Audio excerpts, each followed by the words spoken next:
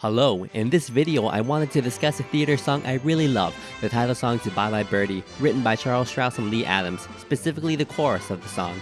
I wanted to share what I love about the song and quickly go over the circle of fifths. I will also be referencing the song in my next video, in which I look at the song Time Warp from Rocky Horror Picture Show. Anyways, here's some Bye Bye Birdie. What?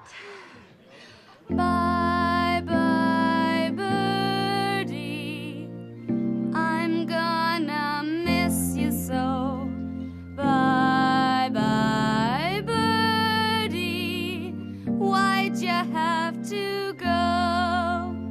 This song wasn't in the original 1958 stage musical, and was rather written for Anne Margaret in the 1963 movie adaptation, and also was featured in the 1995 movie version as well. Though not technically in the stage musical, the song is occasionally performed with the stage musical at the beginning of the show and or at curtain call, like the 2009 Broadway revival. There are three things I want to look at in this song: the short form structure, the long form structure, and the chord progression. The short form of the song consists of two notes, high, low. From those two notes, Strouse continues this pattern and variation of interval and rhythm as the basis for the rest of the melody. Now, interesting side note and mystery. The melody, how it was originally written, ends like this, keeping this high-low. Even Old Man Strouse sings it like this.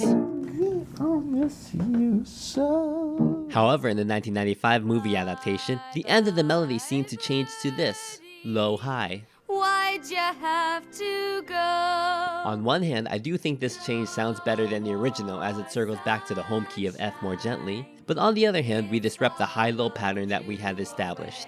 I went through incredible lengths to figure out why this was changed without a clear answer. I asked the singer, Brigitte Dow, and she said she did not know. I asked the music director, Irwin Fish, and he didn't know but offered several theories. The most credible he thinks is that the composer, Charles Strouse, changed it on purpose for whatever reasons. So perhaps only Mr. Charles Strouse knows. If anybody knows him, please ask. Which version do you prefer, going up or going down? Comment below. Now let's talk about the long form melody. In this melody, we see expansion and then reduction. We begin with an F, then down a second to an E, then up a third, and down a fourth. From the central home note of the F, we feel it splitting wider apart. We then have the same opening motion again, but down a step. Then we drop down to this A. We are now a sixth away from where we started. But then from this A, we have a dramatic leap up the octave to the next A, before we reduce our intervals and bring it back to F. And mapping this whole melody out would make the phrase look something like this.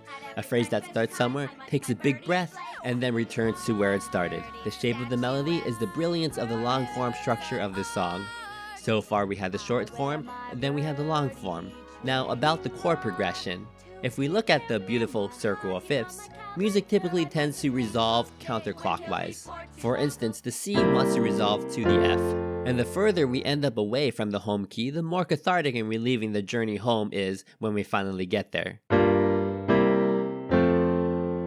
For the first half of the chord progression, we don't travel too far away from F.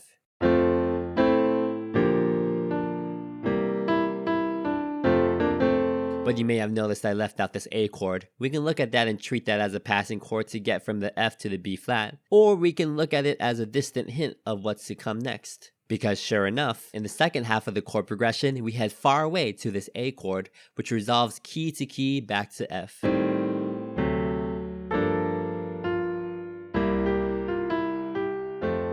As I said before, the further away we get from the home key, the more relieving it feels when we get back home. And by the way, this A half diminished 7 is such a rich and smooth chord, especially when it resolves to the next chord of D7. What makes the transition between the two chords smooth is because half of the notes in each chord are the same notes, the two notes that also make up the melody. And as I've said many times in my previously released Sweeney Todd series video, half steps resolve the best. And the E flat and G from the A half diminished both slide down a half step to the D and F sharp of the next chord. I literally melt every time I hear this chord progression. Anyways, the song is so beautifully and thoughtfully written. It's crazy that Strouse has even said he just played the first thing that came to his head. Strouse is definitely somebody who has an ear for naturally crafting the flow of a melody. What is so wonderful about this song is how simple it sounds on the outside, but on a closer look, it is layered with so many melodically rich elements. As I mentioned earlier, my next video will look at Time Warp from Rocky Horror Picture Show. Thank you for watching, and I hope to catch you soon.